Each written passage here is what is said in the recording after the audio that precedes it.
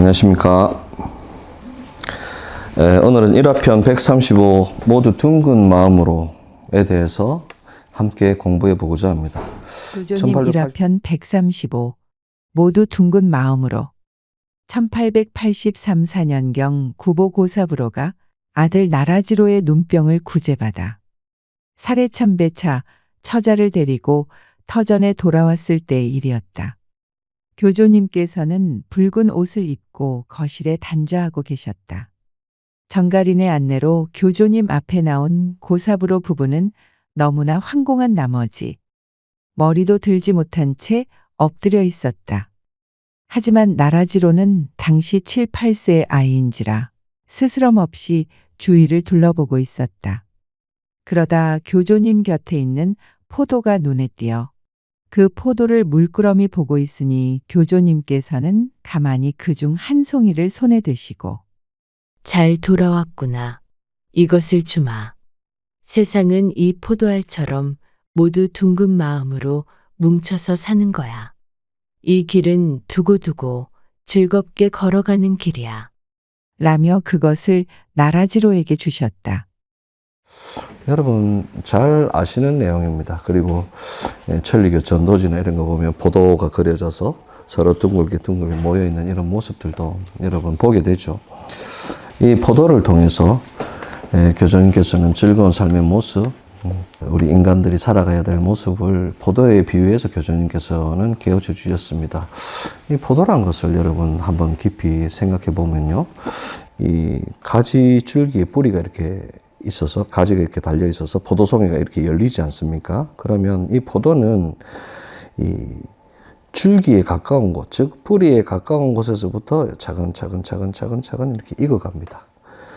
그런데 이 포도를요 톡 떼버리면 이 포도는 더 이상 익지 않습니다. 여러분 뿌리에서 떼낸 과일들, 줄기에서 따낸 과일들은 대부분 익어갑니다. 예를 들어서 배나 바나나나 사과 같은 경우에도 내버려두면 그 과일은 익어가죠. 그러나 신기하게도 포도는 꼭지에서 떼면 익지 않습니다. 그리고 또한 신기한 것은 이 뿌리에서부터 차근차근 포도는 익어가는데 이 포도알 하나하나는 뿌리에 가까운 쪽이 아니라 끝에서부터 한 알이 따로따로 익어갑니다. 포도는 이 특별한 성격을 가지고 있습니다. 이것을 통해서 저희들이 하나 깨달아 볼 것은 무엇이냐 하면 뿌리라는 것은 무엇일까라고 생각해 보면 뿌리라는 것은 신님이 수호하시는 즉 포도가 익는다는 것도 신님의 수호죠. 신님의 수호가 있는 곳 그곳이 어디냐면 터전. 이 터전이라는 뿌리에서 이 줄기에서 떨어지면 더 이상 익지 않는다. 터전이라는 줄기에서 떨어지면 신님의 수호를 받기 힘든 거야. 더 이상 신님의 수호가 없는 거야 라고도 깨달아 볼 수 있는 것. 그리고 붙어 있을 때는 터전이라는 곳에서 가까운 곳에서부터 익어나가는 거야. 뿌리에 가까운 곳에서부터 익어나가야 하는 거야 라고 하는 것은 뿌리에 가까운 만큼 더 신님의 수호를 받을 수 있는 거야 라고 깨달아 볼 수 있습니다. 또 하나는 아까 말씀드린 것처럼 자 그러면 포도알 하나하나도 뿌리에서 가까운 곳에부터 익어야 되는데 이렇게 그러나 왜 끝에서부터 익느냐 하면은 여기에 대해서 부모 자식간 부부간 형제간이라도 모두 각각으로 마음 다른 거야. 한 집안에 같이 살고 있는 가운데도 신도 부처도 있다고 생각해라. 각각의 마음이 다르다는 것. 즉 뿌리에서부터 터전의 수호가 신님의 수호가 있지만 각 한 알 한 알의 포도는 우리 각각의 마음에 따라 즉 각자는 각각의 마음에 따라서 터전의 수호를 받을 수 있는 거야. 마음 하나의 리가 다른 거야 라고 하는 것을 포도라는 것을 통해서 깨달아 볼 수 있습니다. 그래서 포도는 터전에 가까운 곳에서부터 차근차근 익어가고 터전이라는 줄기가 뚝 떨어져 버리면 더 이상 신님의 수호를 받지 못한다.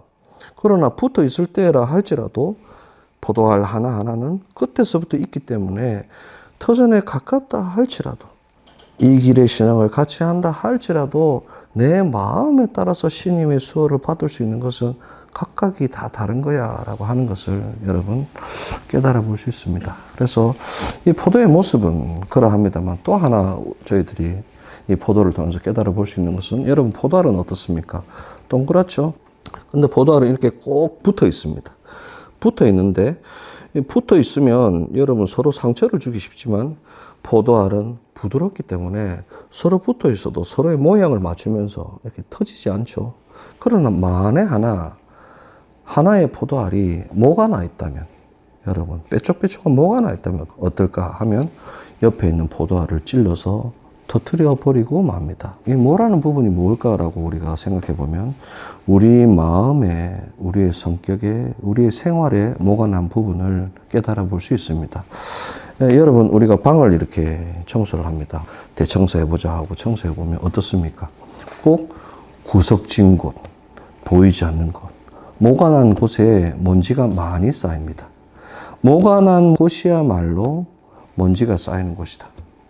모가 난 곳이야말로 내 티끌이 묻어 있는 곳이다 라고 깨달아 볼 수 있습니다. 내가 옆에 있는 포도를 찌른다라고 하는 것은 내 모가 난 마음이 상대를 괴롭히는 거야. 내 모가 난 성격이 상대를 괴롭히는 거야 라고 깨달아 볼 수 있습니다. 어떻게 보면 지금의 모습은 모가 난 서로가 서로에게 상처를 주고 사는 모습이 아닌가라고, 그래서 더욱더 살기 힘들게 된 것이 아닌가. 즉 하나의 모가 난 포도알이 있어서 옆에 있는 포도알을 터뜨려 버리면 포도알 하나가 썩으면 주위도 같이 썩어가는 그 모습을 보면서 상대방을 상처 주지만 나도 상처받게 되는 거야. 다 같이 썩은 환경에서 살아갈 수밖에 없는 우리의 모습을 잘 보여주고 있다라고 생각을 합니다. 여러분, 이 세상에는 많은 생물들이 있죠. 동물도 있고 곤충도 있습니다.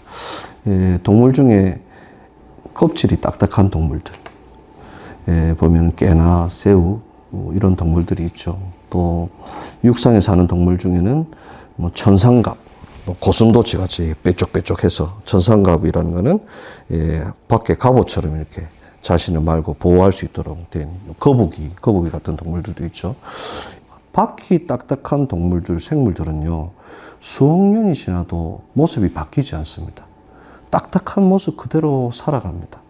왜 그럴까 하고 저는 생각해 보면 그것은 바퀴 딱딱하기 때문에 서로 부딪히면 서로 상처를 주기 쉽고 서로 부딪혀서 서로 위하고 서로 따독거리면서 끌어안고 갈 수 있는 그러한 모습이 아니기 때문에, 그래서 발전할 수 없고 앞으로 나아갈 수 없기 때문에 수억 년 전 모습 그대로 있는 것이 아닌가라고 저는 생각합니다.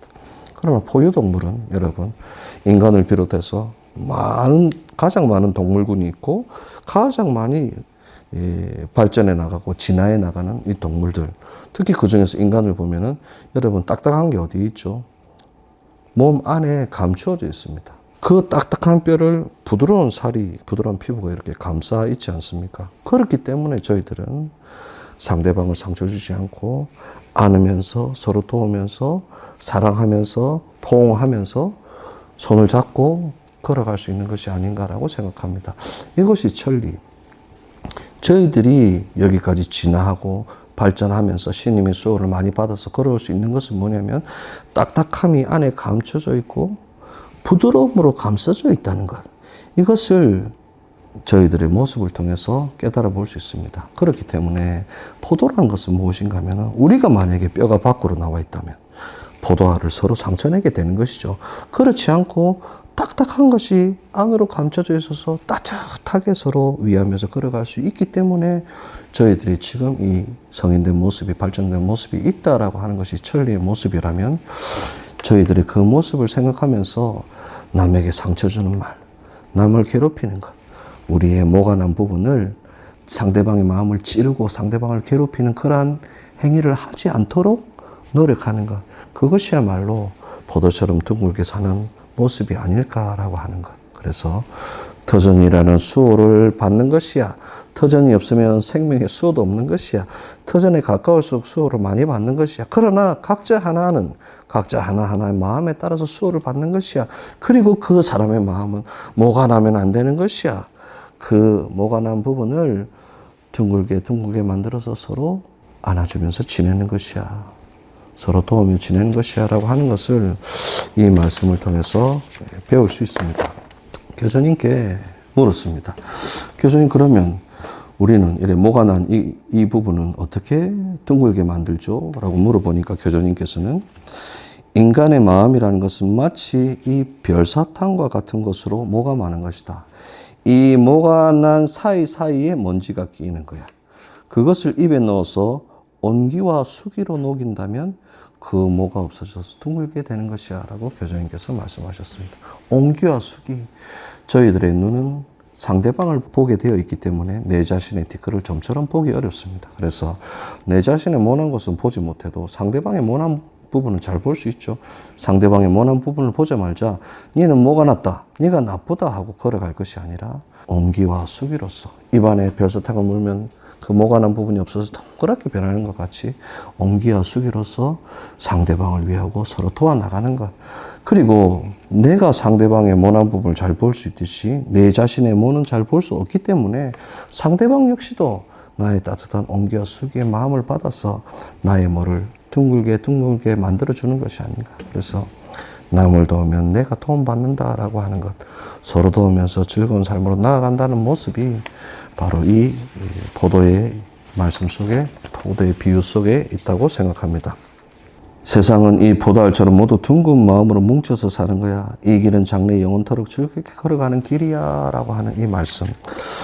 여러분, 장래 영원히 즐겁게 걸어가는 길이야 라고 마지막은 이 길에 대해서, 이 길의 비유에서 교주님께서는 말씀해 주셨는데 바로 이것이라 생각합니다. 저희들의 가르침은 너무나 위대하고 훌륭하지만 상대방을 찌르는 모가 되어서, 상대라는 포도를 터뜨리는 그런 도구가 되어서 근처 가면 상처를 입고 내 상처가 터지게 되는데 즐거워하지 않지 않겠습니까? 만약에 내 자녀가 따라오지 않는다면, 우리가 즐겁지 않는다면, 이 길이 영원히 이어지지 않는다면 그 원인은 어디에 있는가라고 생각해 볼 때 이 포도알처럼 둥근 것이야, 온기와 수기로서 녹이는 것이야 라는 교주님의 말씀을 다시 한번 떠올려서 내 마음의 길잡이가 될 수 있으면 좋겠습니다. 장시간 경청해 주셔서 감사합니다. 대단히 감사합니다. 포도알 하나가 썩으면 주위도 같이 썩어가는 그 모습을 보면서 상대방을 상처 주지만 나도 상처받게 되는 거야. 다 같이 썩은 환경에서 살아갈 수밖에 없는 우리의 모습을 잘 보여주고 있다라고 생각을 합니다.